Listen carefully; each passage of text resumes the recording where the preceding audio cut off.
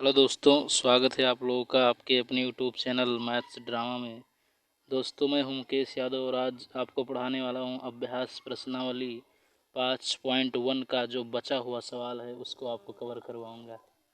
ठीक, चलिए पहला सवाल स्टार्ट करते हैं। इसके पिछले वीडियो में मैंने आपको यहाँ तक कवर करवा दिया था, चौथा, पाँचवा और छठवां सवाल। ये वाला तीनों जो है हमने कवर करवा दिया था। आज इसका जो शेष क्वेश्चन है दोस्तों, आज हम उसको आपको करवाएंगे। ठीक, चलिए शुरू करते हैं। देखिए पहला क्वेश्चन लिखा है हमारा कि यदि समांतर श्रेणी के 3 क्रमागत पद इतना है तब आपको x का मान ज्ञात करना है। चलिए इसको लगा कर दिखाते हैं हम आपको। ठीक, कि इसका उत्तर क्या आएगा। चलिए देखिए लिखा हुआ है 4/5 और है हमारा x और 2। ठीक, ये हमारा AP बनाता है। चलिए देखिए 4/5, ये हमको एक AP दिया गया है दोस्तों। 4/5 AP है 4/5 कामा x कामा 2। इसको हल करते हैं। ठीक, देखिए हल करते हैं। इसमें आपको x का मान पूछा जा रहा है। तो दोस्तों आप जानते हैं कि AP के अंदर एक खासियत ये होता है कि अगर आप जो है इसका कोई भी पद ले लें, 2 क्रमागत पद, तो उनके बीच में जो अंतर होता है दोस्तों वो बराबर होता है। जैसे देखिए यहाँ पर जो पहला पद है वो हमारा है 4/5, दूसरा पद है हमारा यानी कि A2, दूसरा पद है x, तीसरा पद है 2। ठीक, तो आप जानते हैं कि अगर ये AP है तो हम दूसरे पद में से अगर पहले पद को घटाएं दोस्तों, A2 - A1, और तीसरे पद में से दूसरे पद को घटाएं तो उत्तर आपका सेम आना चाहिए। ठीक, चलिए A1 की जगह पर रखिए A2 की जगह पर x, A1 की जगह पर 4/5 बराबर ये 3 की जगह पर 2 और A2 की जगह पर x। ठीक, x वाले को हम साथ ही लाएंगे दोस्तों, इसको इसके साथ में करेंगे x, तो ये माइनस का है, इधर ले जाएंगे तो प्लस का हो जाएगा। ठीक, और बराबर में इधर कितना है 2, और इस -4/5 को हम इधर लाएंगे तो यानी हो जाएगा प्लस का 4/5। ठीक, इसको जोड़ेंगे x तो हमारा हो जाएगा 2x, और इसको यहाँ पर लिखते हैं। देखिए इसको जब हम जोड़ेंगे दोस्तों तो हमारा हो जाएगा x और x जोड़ेंगे तो हमारा हो जाएगा जो है 2x बराबर, और इसको जोड़ेंगे तो हमारा हो जाएगा 5 दूनी 10, 10 4 14/5, यानी कि हो जाएगा ये हमारा 14/5। ये दो हमारा इधर गुणा में है दोस्तों, इधर लाएंगे तो हमारा भाग हो जाएगा, तो हो जाएगा x बराबर 14/5 भागे 2। अब बटा के ऊपर बटा है तो इसको पलटेंगे तो ये 2 यहाँ से गुणा में हो जाएगा, तो ये हमारा हो जाएगा इस प्रकार आपको दिखेगा 14/10। ठीक, 5 दूनी 10। अब दोस्तों यहाँ पर आप इसको काटना चाहें तो और भी काट कर लिख सकते हैं। देखिए इसको हम लिख सकते हैं 14/10 को ऐसा भी लिख सकते हैं जैसे 7 दूनी 14 और फिर 5 दूना 10, 2 काट देंगे तो हमारा बच जाएगा x बराबर हो जाएगा 7/5। यही दोस्तों हमारा आंसर हो जाएगा। ठीक, 7/5 दोस्तों इसका उत्तर होगा, जो कि सही है। ठीक, चलिए हम अगला क्वेश्चन आपको करवाते हैं, क्वेश्चन नंबर 2। ठीक, इसको मिटाते हैं दोस्तों। देखिए क्वेश्चन नंबर 2 क्या है हमारा, दिखाते हैं आपको सवाल पहले हम।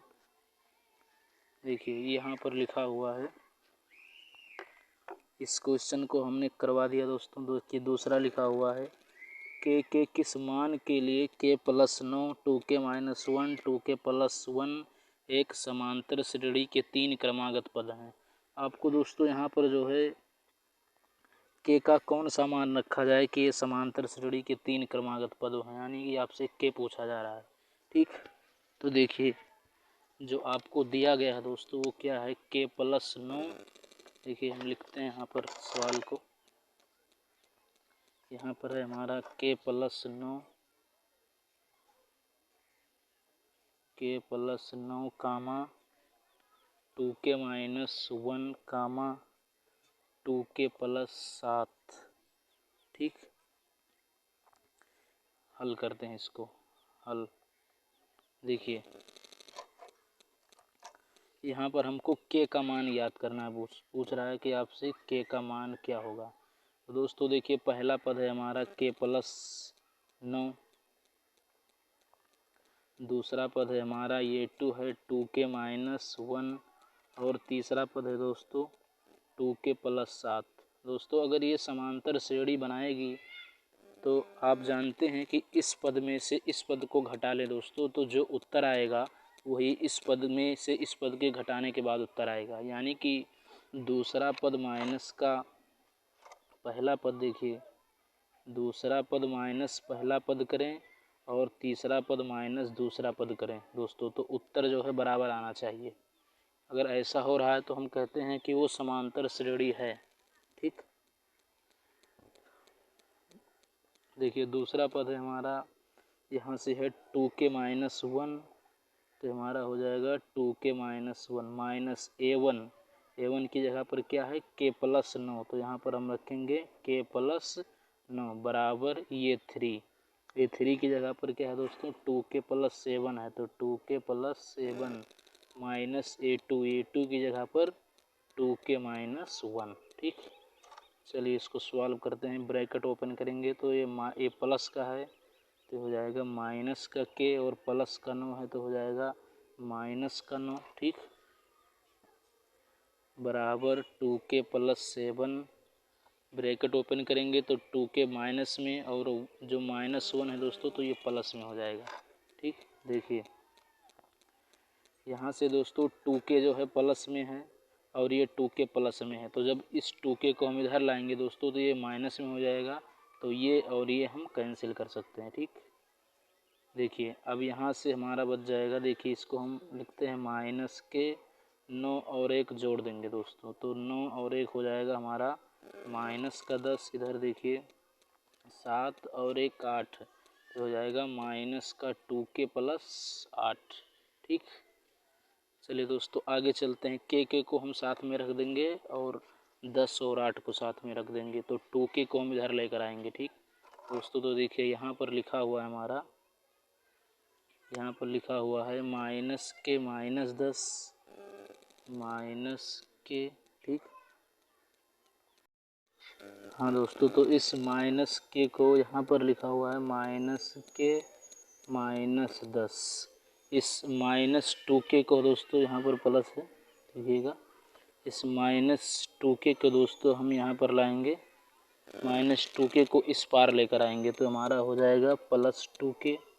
ठीक, और बराबर में चाहे ऐसा कर सकते हैं दोस्तों, के को साथ में रख देते हैं, इसको साथ में और इसको साथ में। ठीक, तो माइनस के इस 2k को इधर लाएंगे तो हो जाएगा प्लस 2k बराबर उस पार है 8, और ये माइनस 10 को उधर लेकर जाएंगे तो हमारा हो जाएगा ये हमारा हो जाएगा प्लस 10। ठीक, तो देखिए 8 और 10 18 हो जाएगा दोस्तों, और इस 2k में से k को घटाएंगे तो हमारा हो जाएगा k, यानी कि ये हमारा हो जाएगा k बराबर 18।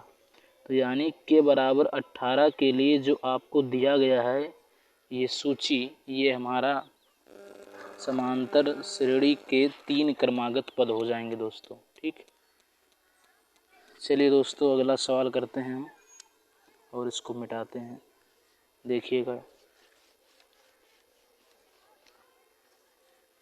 देखिए अगला क्वेश्चन है हमारा दोस्तों, ये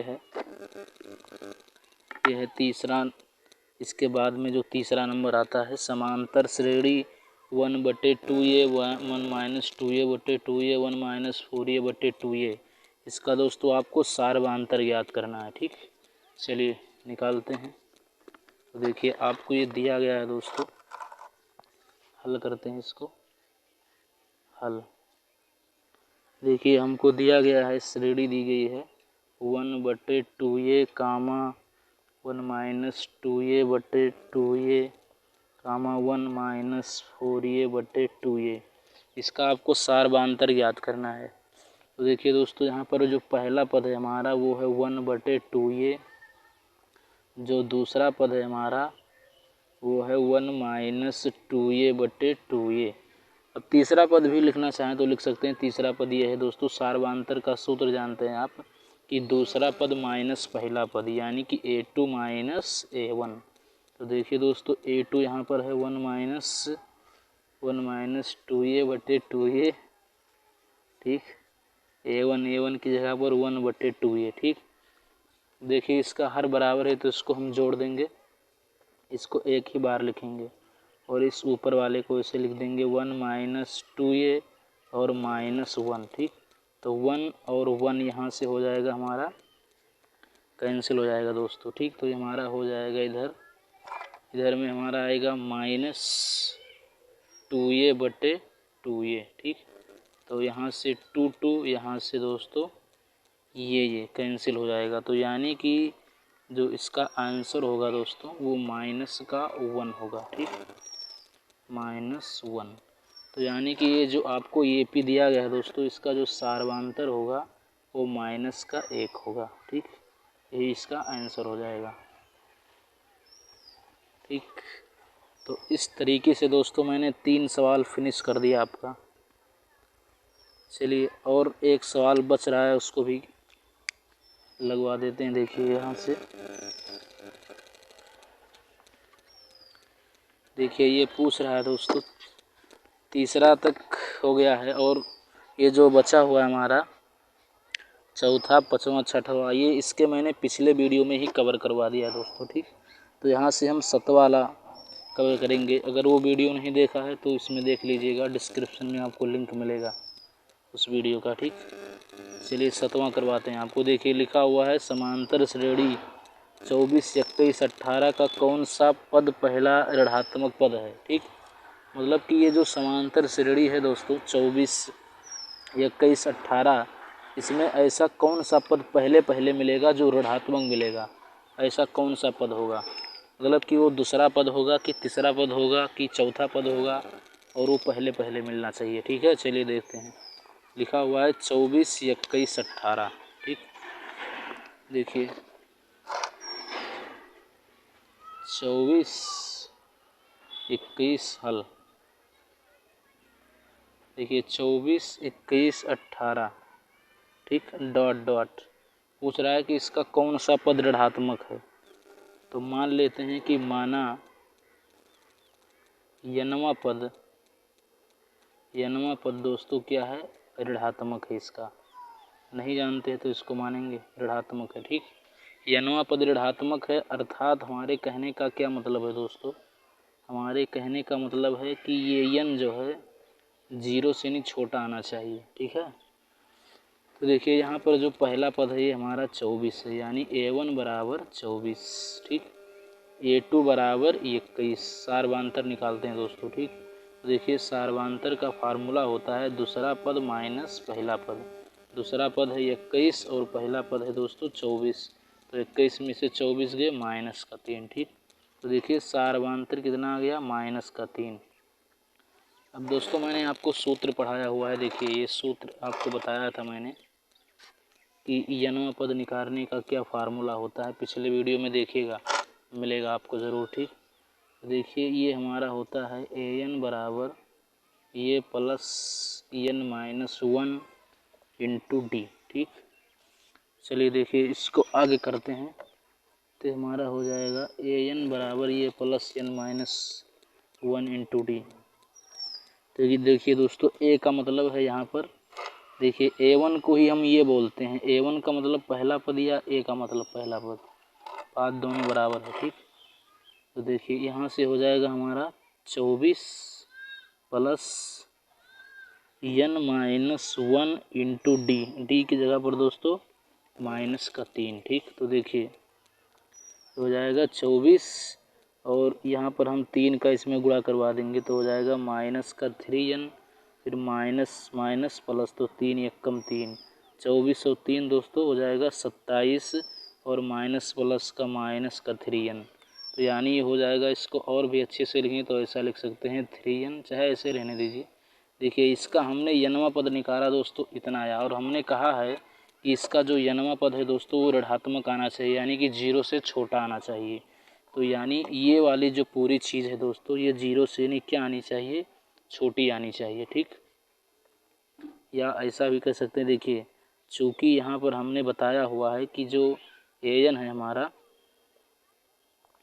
एन है वो 0 से नहीं छोटा होना चाहिए। इसका क्या मतलब है दोस्तों, तो इसका मतलब है कि 27 माइनस 3n जो है 0 से नहीं छोटा होना चाहिए। तो अब हम इस 3n को उधर लेकर जाएंगे, ठीक।